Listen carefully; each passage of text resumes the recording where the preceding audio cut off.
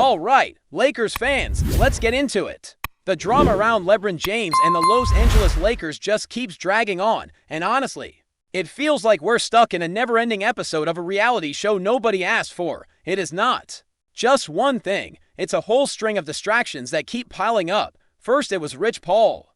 Then it was ESPN dropping those reports about Jeannie Buss. And now we're back at square one with people acting like this relationship is still healthy. And the truth is, we all know it has not been. It has felt like a ticking time bomb since the offseason. And it's getting harder to ignore the signs. The vibe is unmistakable. This is very likely LeBron's final year in a Lakers uniform. Now, let me make something clear before anyone gets it twisted. I am a LeBron fan. I have been a LeBron fan for a long time. I genuinely believe he is the greatest player to ever step on the court. You can disagree, and that's fine. But for me, LeBron is the best, and at the same time, I'm not one of those people who are trying to pretend LeBron is the greatest Laker ever. That title belongs to someone else. Kobe Bryant did things for the Lakers that nobody else has done, and his legacy in that franchise is unmatched. So, yes, greatest player overall is LeBron, but greatest Laker, that's Kobe, no question. And here's something else. I am not out here trying to be anti-LeBron. I am not someone who wants him gone just because of the noise. In fact, Kobe was one of the first to publicly embrace LeBron and accept him as the next big star. If you respect Kobe, you should respect LeBron. It's that simple. But this is not about hate. It's about reality. This situation feels like a divorce that has been simmering for months. And now it is just boiling over. The longer it goes on, the messier it gets. And usually, the best move in a divorce is to get it over with sooner rather than later. So what should the Lakers do? That is the real question. And I think the Lakers need to make a decision. And they need to do it now. They need to pick a direction and commit to it. Are they going to go all in for one last run with LeBron James? Or are they going to accept that the relationship has run its course and move on? If the goal is to make one more championship push with LeBron, then they need to start making moves now. They need to be aggressive. They need to build around him and make the roster stronger. They need to have a successful trade deadline. They need to show that they are serious about competing. But if the plan is to ride it out and see what happens, then I have been saying for a while that the Lakers should trade LeBron. And I think LeBron should want that too. Let's not forget that LeBron has a no-trade clause, which means he has the power to veto any trade. It does not mean he cannot be traded.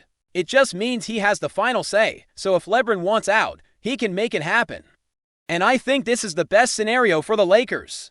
They have to decide if they want to keep chasing a dream that might be fading, or if they want to build for the future. If you're going to move on, there has never been a better time to do it than right now. The Lakers have their own draft pick, and they are projected to have one of the largest amounts of cap space in the league next season. They will have the assets, the flexibility, and the opportunity to reshape the team. The Golden State Warriors just lost Jimmy Butler, and they are in a rough spot. So why not hit them up and try to get a deal done? The Warriors are desperate for a win, and Steph Curry wants LeBron. If the Lakers are going to trade him, the Warriors would probably be willing to give up a lot. I would go hard in that direction. I would say, you want LeBron? Fine. Here's the deal, and I would ask for multiple first-round picks. I would not be interested in Jimmy Butler. Keep him. That's your problem. You figure it out.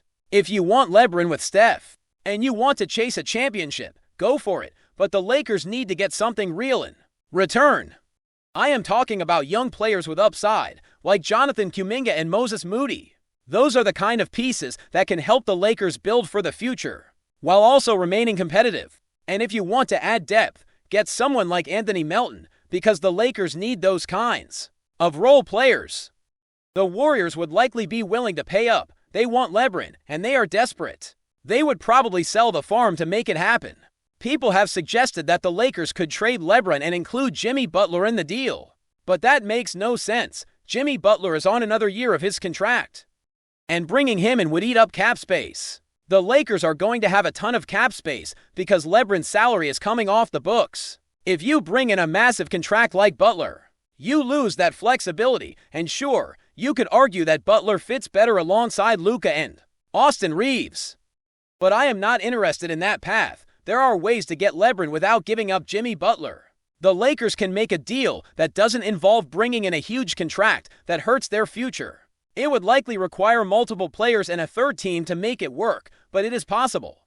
You could structure a trade with Kuminga, Moody, and Buddy Hield, plus other pieces, and involve another team to make the finances and roster spots work. The Lakers have expiring contracts and assets that can be used to facilitate that kind of trade. The key is to be aggressive and not be afraid to push for what you want.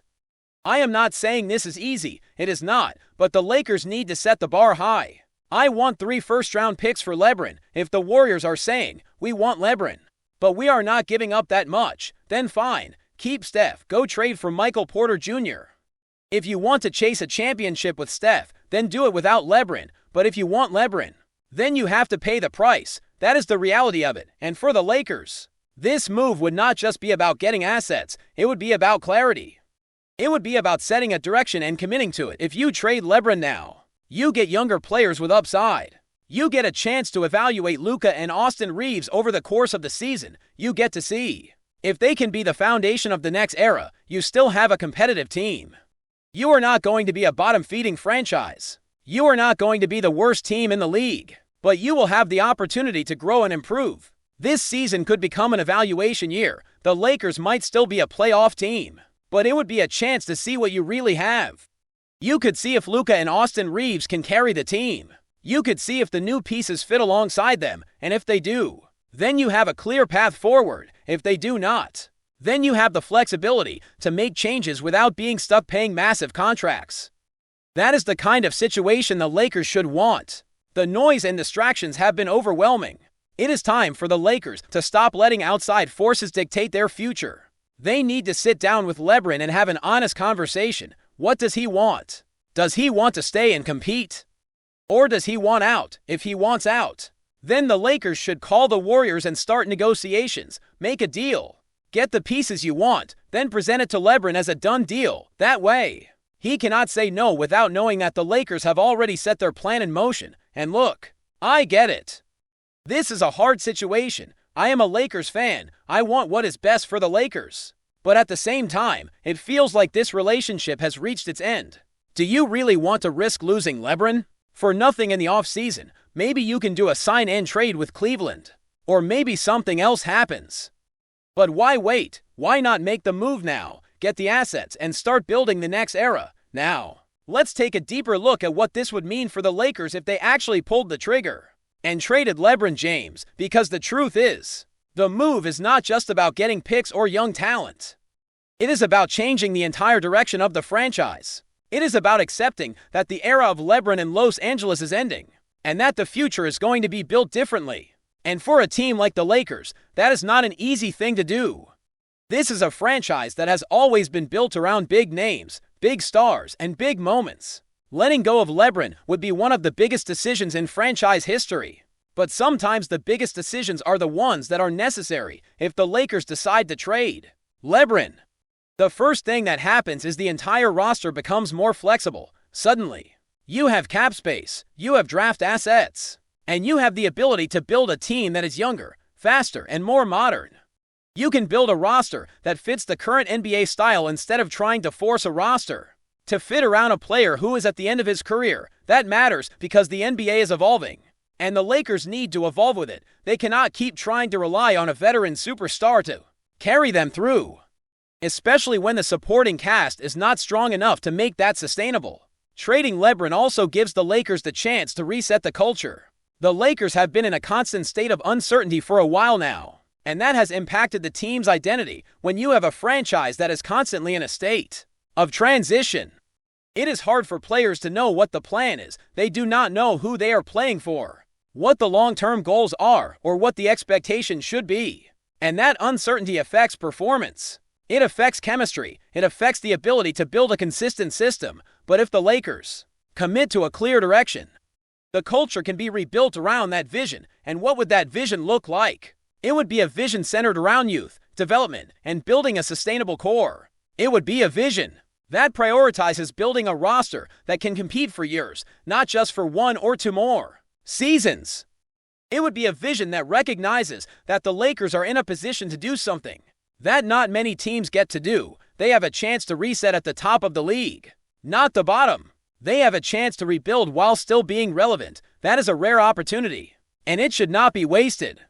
Now, let's talk about the players who would likely become the focal point if the Lakers moved on from LeBron. First and foremost, Luka Doncic would be the clear centerpiece. He is the kind of player you can build around for the next decade. He is young, he is elite, and he is a generational talent.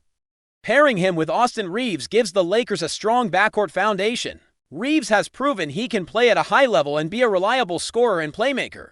He is the kind of player who can grow into a leadership role, and having a young core like that gives the Lakers a clear path forward. But the Lakers cannot build around just two players. They need pieces around them that fit. That is why the trade package would need to include young, athletic players with upside. Like Kuminga and Moody, those are the kinds of players who can fit into a modern NBA system and grow alongside Luka. They are not perfect yet, but they have the potential to become solid contributors. And that is what the Lakers need: potential, upside, and the ability to develop. In addition to those young players, the Lakers would need to add veteran role players who can help stabilize the roster. That is where players like Anthony Melton come into the conversation. A player like Melton brings defense, toughness, and experience. He is the kind of player who can help a young team stay grounded and competitive. The Lakers need that kind of balance. They need a mix of youth and veteran presence, because youth alone is not enough. You need the right blend to make a team competitive. Now, let's talk about the draft. One of the biggest benefits of trading LeBron would be the draft assets the Lakers could acquire. The Lakers would likely be able to move up in the draft, or at least secure a higher pick than they would have otherwise. That is huge. Draft picks are the currency of the future. They are how you build a sustainable roster without relying on expensive free agency moves. And the Lakers would have the flexibility to use those picks wisely. They could draft players who fit their system, or they could use the picks in trades to acquire established talent. The Lakers would also have cap space, which is a massive advantage in today's NBA. Cap space gives you options. It gives you the ability to sign free agents, to trade for players, and to build a roster without being constrained by massive contracts. And the Lakers would be in a position where they could make big moves in free agency. They could target players who fit around Luka and Reeves, players who can shoot, defend, and contribute in a team-oriented system. That is the kind of roster construction that can win in today's NBA. Before we continue, we ask that you leave a like and subscribe to the channel so you won't miss any exclusive Lakers updates. Moving on. Whispers around the league suggest that Los Angeles may be quietly positioning itself for a move that could reshape its defensive identity. According to growing locker room chatter and front office buzz, De'Anthony Melton is emerging as a serious target for the Lakers, with some insiders even hinting that a deal could already be in place behind closed doors. Nothing has been made official, but the noise is getting louder by the hour, and it paints a picture of a franchise eager to inject edge, intensity, and relentless perimeter pressure into its rotation. Melton's name has long been associated with toughness and disruption. League observers often describe him as the kind of guard who changes games without demanding the spotlight, thriving in the uncomfortable spaces where deflections, steals, and on-ball resistance tilt momentum. That profile fits neatly with what the Lakers are rumored to be seeking: a guard who embraces the dirty work, hounds opposing scorers, and allows stars to conserve energy on the defensive end. In internal conversations, Melton is reportedly viewed as a connective piece, someone who can slide between roles and elevate the overall defensive IQ of the lineup. There is also speculation that the appeal goes beyond defense. Melton's ability to make quick reads, push the pace, and knock down timely shots has not gone unnoticed in Los Angeles. Sources close to the situation suggest the Lakers believe his understated offensive game would flourish alongside high-usage creators, punishing opponents who overcome it and keeping spacing intact. The idea is not to chase headlines, but to quietly assemble a roster that wears teams down possession by possession. For now, everything remains in the realm of rumor, but the tone of the conversations is telling. Around the league, the phrase being repeated is simple: if Melton does land in LA, expect an implacable defense and a team that looks sharper, meaner, and far less comfortable to play against. Whether this speculation becomes reality is still unclear, but the possibility alone has already sparked intrigue across the NBA landscape. Stay informed exclusively about Los Angeles Lakers news. Subscribe to our channel and hit the like button to keep receiving daily updates. Also, share your opinion on the news in the comments. As your contribution is crucial for the Lakers, stay tuned for the next video.